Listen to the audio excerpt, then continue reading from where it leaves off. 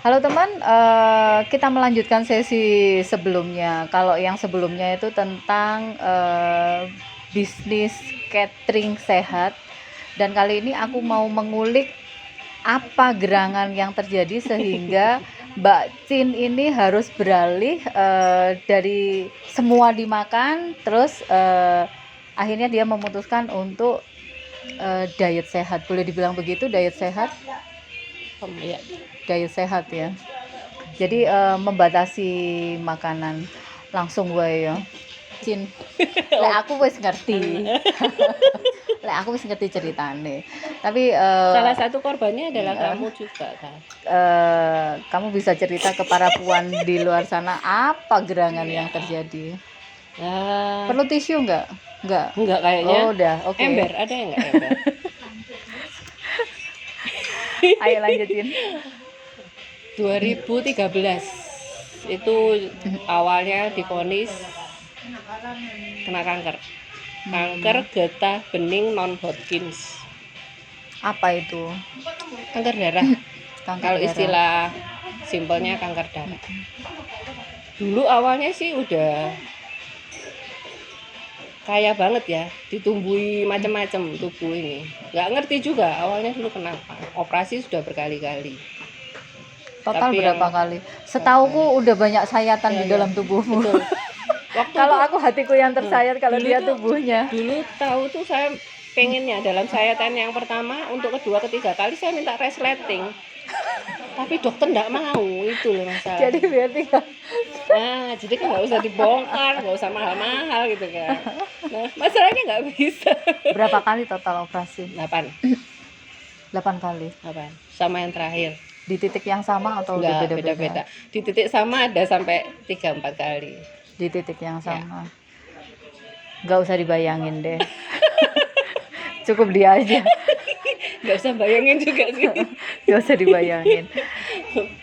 Apa yang terjadi pada saat itu? Dulu tuh waktu operasi pertama, bukan yang kanker, itu merasa ya udah dijalani, ya udah diterima. Kita biasa bandel ya. Ya udah dijalani semua. Tapi yang bikin saya boom itu waktu vonisnya kanker. Itu bikin shock. Nah, bikin shocknya itu karena vonis itu seminggu setelah mama nggak ada. Mama nggak ada juga karena kanker. Kanker paru. Saya merawat mama, terus seminggu setelah mama nggak ada saya divonis. Jadi kayak udah jatuh, kayak diinjek-injek kayaknya. Tak lengkapi ya. Udah jatuh, ketimpa tangga, nggak ada yang nolong, diinjek-injek banyak orang. Kayaknya aku paling tepat deh. Nah itu. Jadi waktu itu shock, terus aduh gimana. Dan saya tahu getah bening tuh betul. Itu luar biasa gitu loh. Tapi setelah berjalannya waktu ya anugerah buat saya. Dalam arti bisa menerima apapun akhirnya kan. Dulu kan kalau kita mau smooth, hidupnya tuh smooth. Setelah tahu itu, waduh, langsung saya browsing waktu itu. Kan suka baca, pasti orang kalau suka baca pasti browsing, cari informasi. Bagaimana ya untuk mengatasi, bagaimana ya solusinya gitu. Betul. Saya browsing, waktu itu yang satu, saya nyebutkan nama ya. Saya browsing muncul nama Diong Pitlin. Waktu itu saya browsingnya survivor cancer. Terus saya baca ceritanya Leong Pitlin, bisa, berarti orang kanker tuh bisa hidup, nggak menuju kematian. Nah, ada hope kan, ada harapan gitu. Tapi saya apa ya yang bisa dilakukan untuk bisa tetap hidup? Nah, browsing berarti ya aku harus jaga makanan, jaga pikiran, itu kan kombinasi yang harus dilakukan. Pikiran itu juga nomor 1 kan, tapi asupan juga berpengaruh. Yaitu terus akhirnya dokter, kebetulan saya kan berobatnya nggak di sini. Dokter sana juga nggak menganjurkan sih saya harus makan diet. Makan apa aja terserah.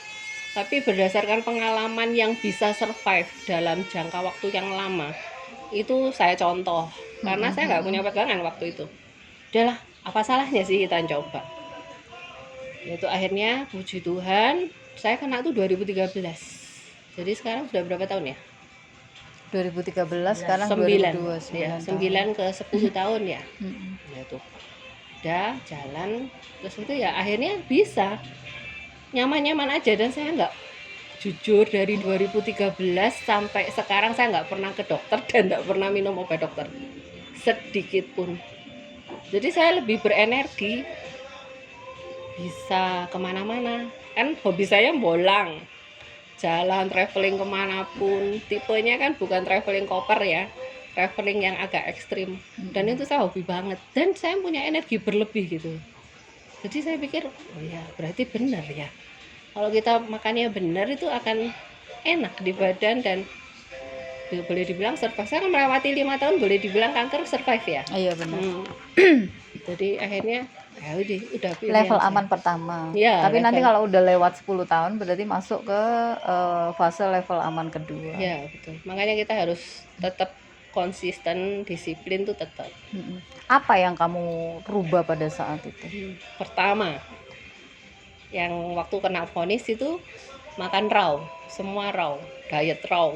Dan itu juga aku lakukan loh. Setelah mendapatkan informasi dari dia. Karena Raw untuk food. mendetoks ya, Iya, untuk detox sebetulnya benar tubuh sih, bagus. Mm-mm. Karena kan udah kotor ya, bertahun-tahun numpuk, terus kita harus raw. Bukan bertahun-tahun, berpuluh-puluh tahun. Usus yang kotor itu Betul. kita bersihkan. Memang efeknya kayak sakau. Kalau orang nggak tahan akan mual, pusing. Itu memang efeknya. Iya. Dan Tapi- diare Oh, hebat. iya, Kalau aku dampaknya 3 hari pertama diare hebat. Udah bener-bener kayak dicuci Iya, bersih itu kolonnya. Ya, bener itu. Itu dan jalani raw. Terus ya waktu raw itu saya kebingungan nyari dressing. Kalau kita murni sayur kan kita bingung. Boring kan, pasti makan sayur nyel. Kalau orang Jawa bilang sayur nyel kan pasti bosen. Jadi akhirnya bikin dressing. Jadi bervariasi gitu loh makanan kita. Akhirnya bisa dijual juga. Saya juga nggak habis pikir dulu. Ya udah. Terus ya udah berubah raw. Terus setelah melewati 5 tahun itu ya pokoknya dominan semua sayur. Itu raw berapa tahun? Full raw food 2 tahun 2 tahun dari sakit. dari sakit.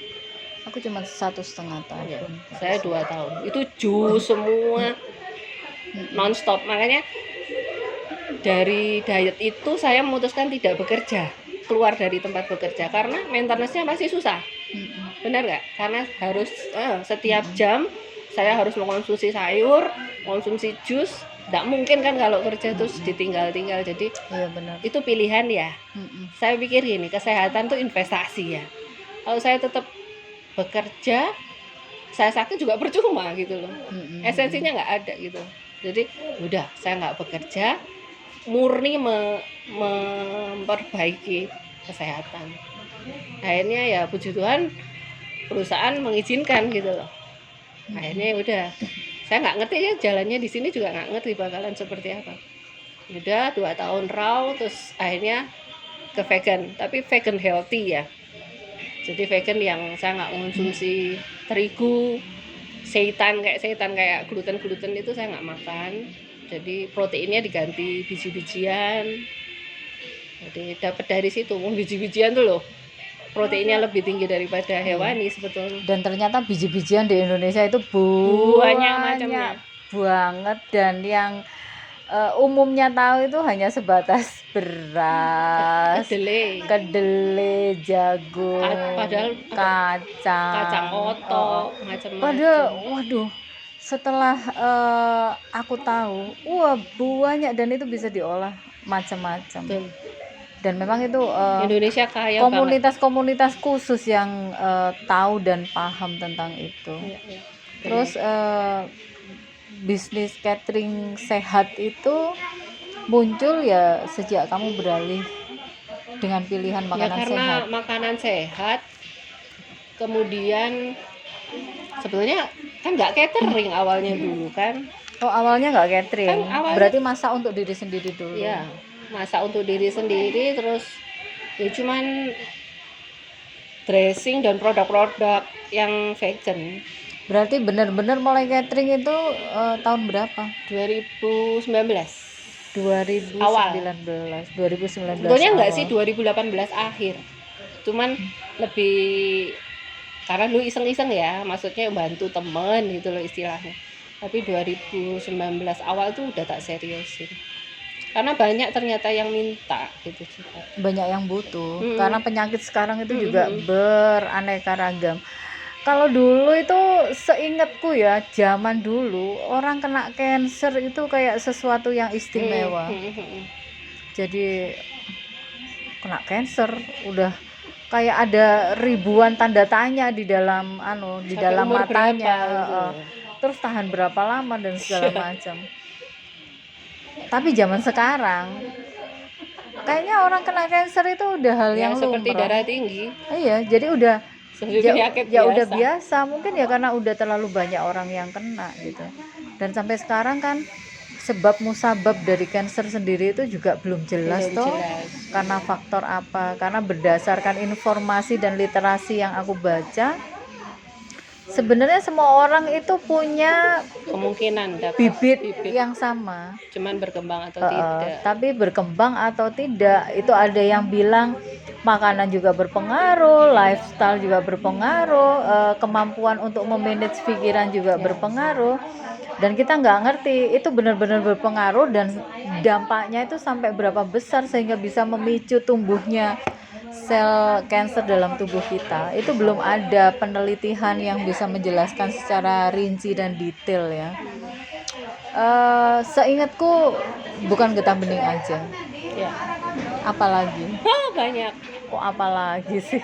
Banyak. Ya karena banyak banget. Nanti catatannya nggak cukup. Ini kita masih punya 8 menit. Punya kelebihan yang harus diambil. Jadi ya diambil semua sama dokter. Benar-benar. Tapi orang tuh mesti bilang gini, kok bisa sih ketawa masih? Terus mau gimana? Mau gimana sekarang? Ya kalau nggak dinikmati ya gimana? Iya. Mau sudah kita digariskan seperti ini, kita menjalani aja, iya kan? Gimana caranya kita bahagia tetap, terus tetap sehat, udah itu aja. Tapi aku punya insight baru tentang cancer itu. Jadi selama ini orang itu menganggap ketika dia kena cancer udah kayak kiamat aja. Ya banyak yang gitu masih. Dunia itu seakan-akan udah berhenti Ya, gitu. dan menyalahkan Tuhan. Kenapa saya? Kenapa ya banyak faktor. Padahal karunia Tuhan. Kalau kita pikir lagi, benar. Karunia. Tapi Tuhan. aku berpikirnya begini.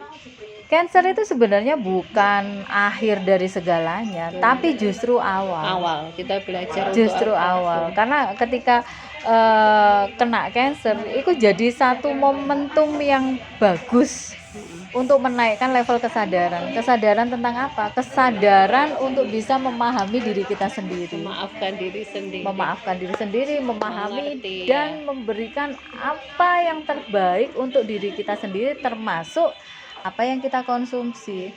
Jadi merubah pola hidup, merubah pola makan ya, terus merubah pola berpikir. 3 hal ini sangat berkaitan.